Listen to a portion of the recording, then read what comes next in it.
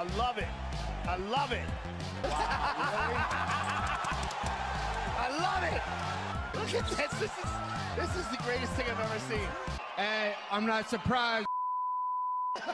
Hey, what's poppin', my homies? Hope you're doing well, feeling blessed, having a good day, having a good week. This one's going to be Petr Yan versus Deiveson Figueiredo in the main event over in China. A phenomenal main event. Before we get into breaking down matchups and making predictions, here's all my bets from last weekend on the Money City membership over on the Patreon. So I had 5 bets and I won 3 of them. Close to winning 4 though. Very close to winning 4. You know, Carini Silva, so close to winning 4. Jake Paul, obviously, you know, that's an obvious bet. Very obvious. Mike Tyson being nearly 60. Then you're looking at Marcus McGee.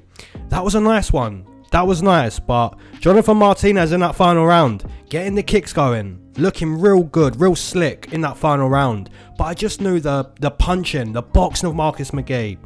I knew it was good. I knew it was good to go. Veronica Hardy, arguably my worst bet. That was a horrible bet.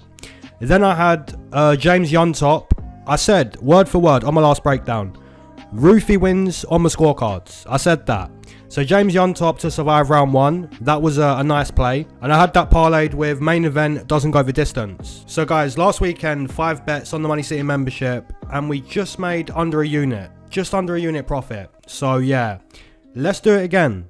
Let's go. Patreon.com/UFCGA if you want to get all my bets that I'm personally making for UFC China. And I do have 2 bets locked in at the moment. And guys, there's going to be some breakdowns on this video that I don't do. There's going to be 3 fights that I don't break down. And that's because I haven't got to the tape yet. But I will leave my prediction in the pinned comment below, either tonight or tomorrow, on those fights. And I haven't said this in a while, but if anyone's cashing their tickets, that's money. That's pure money. Let's go. Now moving into the first matchup of the card, we've got Maheshate versus Nikolas Motta. And we're going to start the breakdown by speaking about the Chinese fighter, Maheshate. He's now 2-2 inside the UFC. He's got wins over Steve Garcia and Gabriel Benitez. The debut win against Steve Garcia, that was really impressive. A beautiful counter right hand. The win against Gabriel Benitez though, that was much closer than what it should have been. I think defensively, Maheshate isn't great. But then again, most Muay Thai strikers aren't great defensively. The loss against Slava, that kind of shows you his weak striking defense. But then again, Slava's a great kickboxer. Whereas the opponent this time round, Nikolas Motta, he's primarily a boxer. And the boxing of Nikolas Motta recently against Tom Nolan, he dusted Tom Nolan. He folded him. However, guys, Nikolas Motta has been quite disappointing so far in the UFC. He's 2 wins, 3 losses in his UFC career. He got destroyed by Manuel Torres. He got outboxed by Trey Ogden, which was kind of surprising seeing as Trey Ogden, he's primarily a grappler. So guys, in this matchup here, although Maheshate doesn't have the defense, he does have the size advantage, and he does have the striking advantage in terms of having more to offer. The Chinese fighter Maheshate, he's going to land kicks and strikes inside the clinch, whereas Motta, he's going to just fire punches at Maheshate. So based on that, I'm going to side with Maheshate. I'm going to side with the Chinese fighter to get it done. I think if Nikolas Motta wants to win, he's got to catch the chin of Maheshate, you know, drop him to the canvas, find a nice KO TKO. But I think Maheshate, he's quite tough. And if he gets hit, he might absorb those punches. So give me the Chinese fighter, give me the Muay Thai striker, Maheshate. Now moving into a matchup here between Xiao taking on Quang. And this is a tough prediction to make. So my prediction on this matchup here is going to be based on just watching their last fights. So starting the breakdown with Xiao. I think Xiao in his UFC debut, he looked pretty good against Chang Ho Lee. Although he did lose that fight. It was a very, very close fight, and the judges, they sided with the grappler via split decision. And I think Xiao, he looked pretty good. You know, it was a tough fight, very, very tough fight. Now, Quang had a short notice UFC debut, and it was a loss to the very, very respected Chris Gutierrez. And in all fairness, he done really well against Chris Gutierrez. That was a 1-1 fight heading into the final round. So to win rounds against Chris Gutierrez, or to win a round against Chris Gutierrez, that kind of tells you that he can absolutely win rounds against Xiao. Now the bookies got this fight lined as a pick'em, and I'd have to agree with them. I think Quang he's got big power in the hands. But guys, Xiao also throws with heavy power. This one's really tough. I'm going to side with the fighter that's got more experience, and that's Xiaolong. I predict Xiaolong to get it done on the scorecards, but I wouldn't be shocked to be wrong. You know, if Quang Lee's winning rounds against Chris Gutierrez, then watch out for Quang Lee. I wouldn't be shocked to be wrong. Now moving into a match up here between Lonnie Kavanagh taking on Jose Ochoa. Now guys, I made a nice bet on Lonnie Kavanagh on the contender, and I believe that was actually episode 1. Lonnie finds a beautiful KO stoppage in round 1. It's a beautiful, I believe it was a check hook. It was a beautiful stoppage. He trains at the same gym as Nathaniel Wood, and his boxing kind of reminds me of Nathaniel Wood. Very crispy, sharp boxing, technically good, excellent speed for Lonnie Kavanagh. On the flip side, we've got Jose Ochoa, who's really not bad. He's making his UFC debut, originally supposed to fight on the contender, but now getting a great opportunity to display his skill set against a very skilled Lonnie Kavanagh. I think Ochoa does a really good job at constantly throwing kicks at the opponent. Even if it's not 100% power, he does a nice job to win the kicking game. The problem here though is the speed of Kavanagh. I think Kavanagh lands quick boxing combinations against Ochoa. I'm expecting Ochoa to be the aggressor, you know, the one who's walking forward. But Lonnie Kavanagh has great speed, great boxing speed. Now if you're Jose Ochoa, you're looking to capitalise on a mistake that Kavanagh's going to make, because the speed of Kavanagh and the overall boxing ability, that's going to be a real challenge. And I'd have to side with a Lonnie Kavanagh win. I'd have to predict him to win this fight on the scorecards, just based on, you know, being the one who's effectively boxing.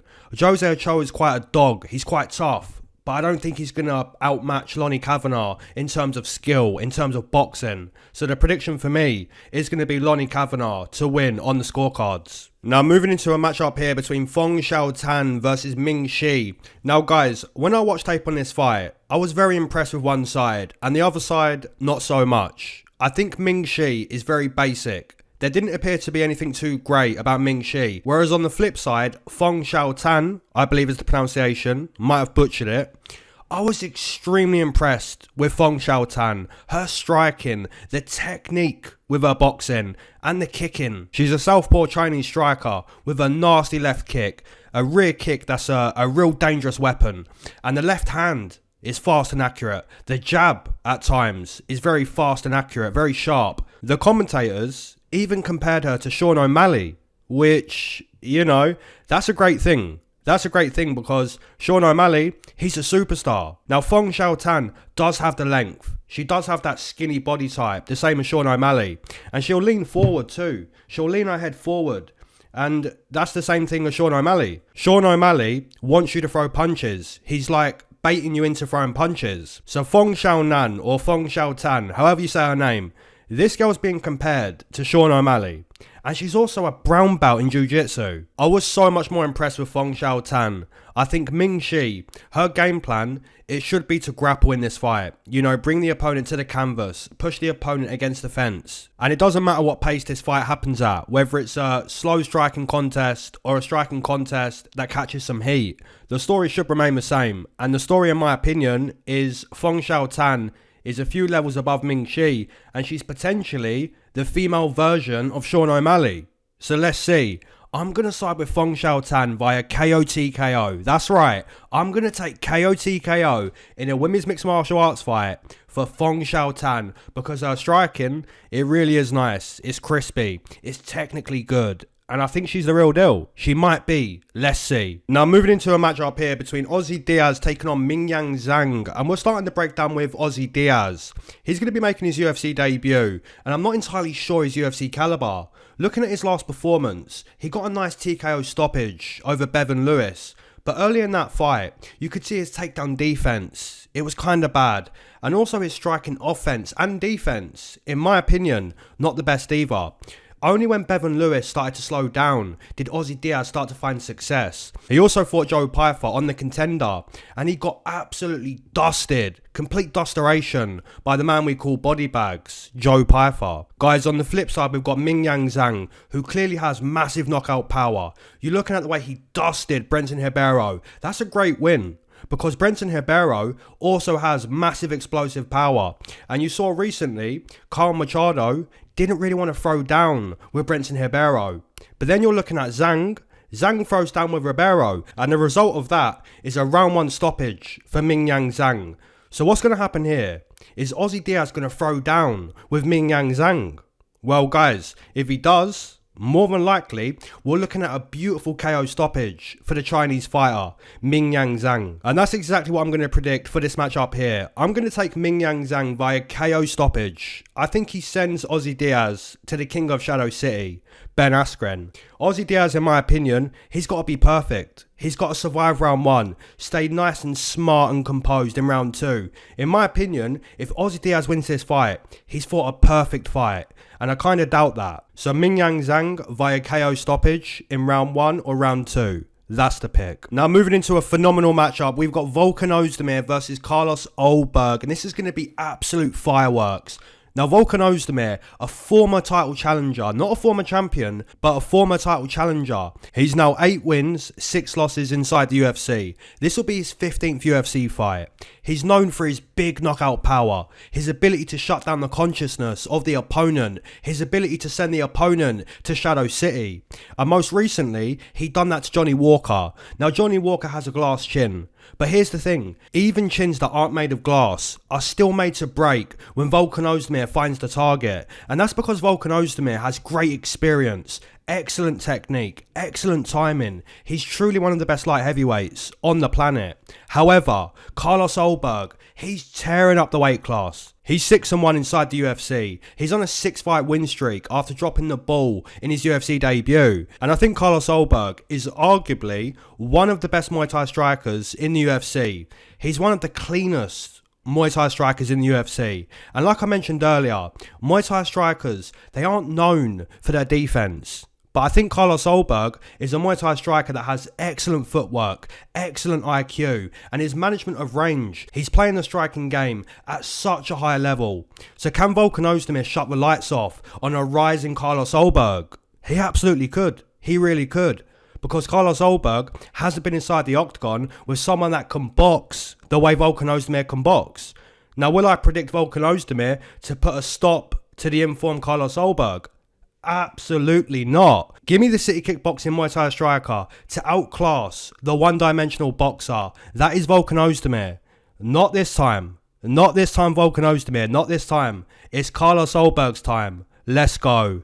Carlos Ulberg via KO TKO or to win via decision. That's the pick. Now moving into a matchup here between Wang versus Gabi Fernandes. And this is a low-key banger. This is a low-key banger. Now Gabi Fernandes, 1 win, 2 losses inside the UFC. She's primarily a boxer that can offer some nasty head kicks, body kicks, calf kicks. She can fire that back leg, but what she's best at is boxing. She's actually a boxing coach over in Brazil. And when you watch her throw the hands, you can absolutely see that boxing experience. She's very powerful. She's technically good. She's a very good puncher, is Gabi Fernandes. Now let me tell you her weaknesses. One of her main weaknesses is her defensive wrestling. Her ground game is basically non-existent. The same as, Jonata Denise. Her ground game is non-existent. Another weakness would be her cardio. Once she gets 6 minutes in, 7 minutes in, the speed diminishes and her footwork, it becomes stuck in the mud. Now on the flip side, we've got Wang, who's 1 win, 0 losses inside the UFC. She holds a win over the great Valentina Shevchenko in a kickboxing matchup. Now looking at Cong in her UFC debut, she dusted Victoria Leonardo as we all expected. The speed, the accuracy, the technique, it's all beautiful stuff. And especially beautiful to see that type of dominance in women's mixed martial arts. Because in women's mixed martial arts, usually the physicality is what's most dominant. But with Cong, she doesn't need the strength. She has excellent speed, excellent technique, and she's truly a prospect in the UFC. Now, the only way Gabi Fernandes wins, in my opinion, is via KO TKO. If she wants to win this fight, she's got to crack the chin of the Chinese fighter. And the chance of doing that past round 1, it's not too great. Because once Gabi Fernandes uses 5 minutes of energy, she becomes stuck in the mud. She becomes more predictable. And predictability isn't going to be the way against someone that has a win over Valentina Shevchenko. So in my opinion, the prediction has to be Wang Cong. Now moving into a very decent matchup, we've got Kenan Song versus Muslim Salikhov. A very tough matchup to predict. Now we're going to start the breakdown with the Chinese fighter, Kenan Song. So Kenan Song has massive knockout power. He has 6 wins, 4 losses inside the UFC. He actually dropped Ian Garry. He was super close to handing Ian Garry his first loss, but wasn't able to find the finish once he dropped Ian Garry. The right hand of Kenan Song is a major weapon. It's a very dangerous weapon, and the calf kicks are also damaging weapons in the arsenal of Kenan Song. On the flip side, we've got the King of Kung Fu, one of the most decorated strikers on the UFC roster, a striker that's had 199 kickboxing matches before he even made it to the UFC, and from those 199 kickboxing matches, he won 185. Guys, 185 out of 199, that's 92%. To win 92% out of 199, truly insane work from the King of Kung Fu, Muslim Salikhov. Now let's speak about his UFC career. Muslim Salikhov is 7 wins, 4 losses inside the UFC. He's now 40 years old, and you're kind of seeing that in the performances of Muslim Salikhov. Midway into round 2, he's always tired. The footwork becomes stuck in the mud. But make no mistake, he's one of the best 40-year-olds you'll ever see when it comes to kickboxing. You know, Muslim Salikhov, his technique is beautiful. The understanding of range, the understanding of how to spin, when to spin, the timing.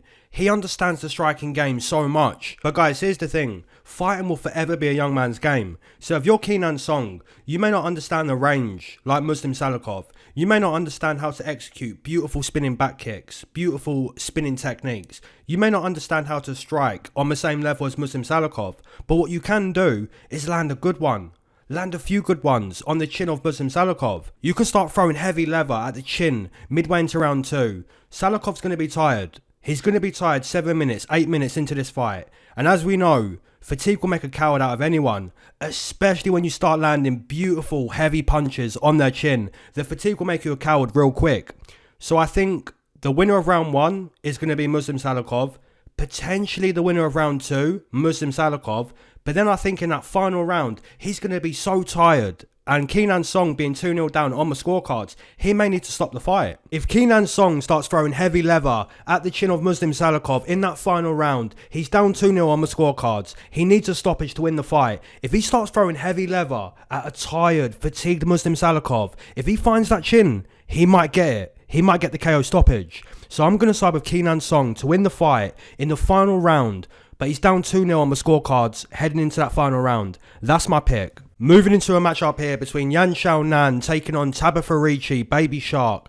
Man, I love me some Tabatha Ricci. For the obvious reasons that she's a moneymaker. She's a real moneymaker. Multiple times I put my money down on Tabatha Ricci, and I've been right to do so. She's now 6 wins, 2 losses inside the UFC. She's a black belt in judo. She's a black belt in jiu-jitsu. So just assessing her grappling skill, it's fair to say she's a phenomenal grappler. She can easily hip toss girls to get takedowns. Her ground skill is truly Brazilian black belt level. She's a phenomenal grappler. And it's also fair to say her boxing skill has definitely improved. Her hands are getting sharper with each fight. Her output is also really good. On the flip side, you've got a former title challenger and a UFC veteran, Xiaonan, a super technical striker. Sharp boxing, sharp kicking. Xiaonan has always proven to be a very solid striker. Her weakness though is the exact strength of the opponent. Xiaonan has always had terrible takedown defense, terrible get-ups, and her ground game,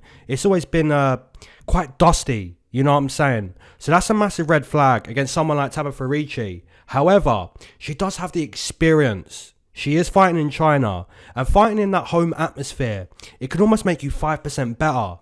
And that might be enough against a Tabatha Ricci that's still learning, still improving. If Tabatha Ricci's smart, and I think she is smart, she should strongly follow a grappling game plan. Whether you stick Yan against the fence, or use the judo to get takedowns, or whether you look for a backpack on the canvas. I think a strong implementation of the grappling would be a perfect game plan against Xiaonan. If Xiaonan was smart, and I believe she is, sticking to a striking game plan, making Tabatha Ricci kickbox, and even in a kickboxing matchup, it could get interesting at times. But I still think if you're Xiaonan, sticking to that striking game plan will be a perfect game plan against someone like Tabatha Ricci.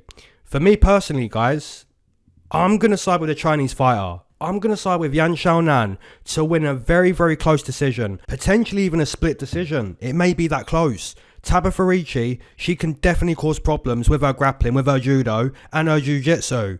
Xiaonan, with the experience fighting in China, she can cause problems for Tabatha Ricci in the stand-up, in the striking. It's going to be a very good fight, a very close fight in my opinion, and I'm going to side with the Chinese fighter to get a home cooking decision. Not a robbery, because it's going to be close in my opinion, but I think Xiaonan, that's the pick on the scorecard. Now moving into the main event, and a phenomenal main event. We've got Petr versus Deiveson Figueiredo. Former champion versus former champion in the main event. Hey China, you've got a good one here. Phenomenal matchmaking by the UFC in the main event. And this fight here is super necessary because Figueiredo, he wants to be a champion at bantamweight. He's done with flyweight. He's been competing at bantamweight now for a few fights. This will be his 4th fight. And he's already dispatched Rob Font, Cody Garbrandt and Marlon Vera. So if you ask Figueiredo, is the goal to become champ again? I think we all know that answer. The answer is yes. He's looked phenomenal at bantamweight. The weight cuts look great. His boxing is still really sharp. His footwork is still really good. He's a problem at bantamweight, clearly. But here's the thing. Former champion, an absolute Russian devastator, Petr No Mercy Yan, this man also has a similar goal to that of Figueiredo. Actually, not a similar goal. He has the same goal. He wants to be a champion for a second time. And both of these guys fight in the same division. So, somebody's got to take an extra step towards their goal, and somebody has to get dusted. Now guys, Deiveson Figueiredo has excellent jiu-jitsu. He's got a sniper right hand, and he's truly one of the best mixed martial artists we've seen in the last decade. But the cardio of Figueiredo has never been great, and those extra 10 minutes against someone like Petr, that's going to be a massive challenge for the former champion at flyweight, Deiveson Figueiredo. Now Petr on the flip side, this guy here, he's truly one of the best Muay Thai strikers we've ever seen. He's a real Muay Thai boxer. He's got a real emphasis on boxing. He much prefers to box with the opponent more than kick with the opponent or clinch strike with the opponent. He can throw nasty kicks and he can strike inside the clinch, but he really prefers to box. He loves to get those hands in place, nice and high, that high guard in place, and he'll like to box from there. Now, one of the weaknesses of Petr would be he's a slow starter. So many times he's dropped round 1 on the judges' scorecard, and just to name a few, he lost round 1 to Sean O'Malley. He lost round 1 both times to Aljamain Sterling. He lost round 1 to Corey Sandhagen, Jose Aldo. He even lost round 1 to Jimmy Rivera before he dropped Jimmy Rivera right at the end of round 1. So many times in the UFC career of Petr, he's dropped that first round. He's not really that effective in those opening 5 minutes. But losing round 1 in a 25-minute fight, it's not really much of a problem. It can be at certain times though. Like when fights are decided based on 1 round, and that 1 round that it's decided on, there's not much happening. For example, when Petr lost a rematch to Aljamain Sterling, he lost because of round 1. And in round 1, as we've mentioned, he doesn't do much in those opening exchanges. And guys, even if there's not a lot happening in round 1 is still going to be scored. Someone has to win round 1 still. And most of the time, Petr doesn't really get that round on the judges' scorecards. However, the championship rounds are rounds truly made for Petr. By round 4, he's truly warm. And when Petr gets warm, it doesn't stop. He gets hot. And when he gets hot, it's a dangerous sight to witness. And I think as Petr warms up, I think Figueiredo cools off. That's the difference here. Guys, that's the difference. As Petr warms up, Figueiredo's cooling off. You know, Figueiredo's going to do his best work round 1, round 2. But as I mentioned earlier, his cardio has never been the best. And those extra 10 minutes against someone like Petr, as you get to those final 10 minutes, Petr's truly warm. He's hot. And Figueiredo, you know, the cardio's turning to dust. He's kind of cooling off. So the difference for me is one fighter is going through the gears and the other one is downshifting. The other one's fatiguing. So guys, for me personally, I'm going to side with Petr. No mercy Petr to get a round 4 or a round 5 KO TKO stoppage. If it's not a stoppage in the championship rounds, I think he's going to win this fight 48-47 on the scorecards. Potentially a split if Figueiredo definitely wins round 1 and definitely wins round 2. But I think, as I mentioned, as Petr warms up, Figueiredo cools off. That's the difference here. In my opinion, that's the difference. So for me personally, Petr round 4, round 5, KO TKO, or 48-47 on the scorecard. That's the pick. As always, my homies, drop down your main event, your co-main event, your straight bets, your parlays, your doubles, your money city bets, all that good stuff. Drop in the comment section below. And as always, keep your eyes to the sky, never glued to your shoes. Peace. Enjoy the card. I think it starts at like 7 AM UK time. But yeah, alright guys, let's go.